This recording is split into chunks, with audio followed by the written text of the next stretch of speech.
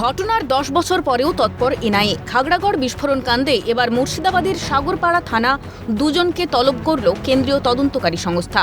হাবিবুর রহমান ও গোলাম কিবরিয়াকে বৃহস্পতিবার বেলা 12টায় হাজিরার নির্দেশ এনআইএর।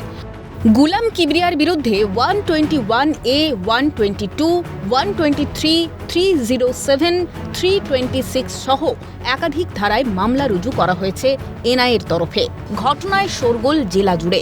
দেশের নিরাপত্তার স্বার্থে পদক্ষেপ নিতে পারে, তবে অভিযোগ প্রমাণিত না হলে যেন অযথা হয়রানির শিকার না হতে হয়। আবেদন জানানো হয় স্থানীয় তৃণমূল নেতৃত্বের তরফে। কিন্তু যদি কোনোভাবেই এইসব ঘটনার সঙ্গে জড়িত না হয় বা তাদের বিরুদ্ধে যা অভিযোগ সেই অভিযোগ যদি প্রমাণিত না হয়, অযথা যাতে তাদের ফাঁসানো বা মিথ্যাভাবে তাদের হ্যারাসমেন্ট না করা হয়, এটা আমরা আবেদন করব। তবে দেশের নিরাপত্তা, জাতির নিরাপত্তা নেশানের ক্ষেত্রে নিশ্চয়ই তদন্তকারী সংস্থা করতে পারে, এটা তাদের করার এখতিয়ার আছে। ঘটনার সূত্রপাত 2014 সালের 2রা অক্টোবর। দুর্গাপুজোর সময় বিকট শব্দে কেঁপে উঠেছিল বর্ধমানের খাগড়াগড়। বোমা বিস্ফোরণে মৃত্যু হয় দুজনের। গুরুতর জখম অবস্থায় পুলিশের হাতে গ্রেফতার হয় আরও একজন।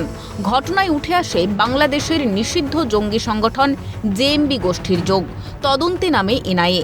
সম্প্রতি অসম এসটিএফের জালে যখন ধরা পড়ে একের পর এক জঙ্গি, তখন উঠে আসে খাগড়াগড় বিস্ফোরণ কাণ্ডের মূল চক্রী তথা জেএমবি সংগঠনের সদস্য সাদিক ওরফে তারিকুল ইসলামের নাম। জেলেই তারিকুলের কাছ থেকে সন্ত্রাসের পাঠ নিয়েছিল মুর্শিদাবাদের হরিহরপাড়ার বাসিন্দা তথা এবিটি এর সদস্য আব্বাস আলী। বিজেপির কথায় মুর্শিদাবাদ জঙ্গিদের আঁতুড়ঘর।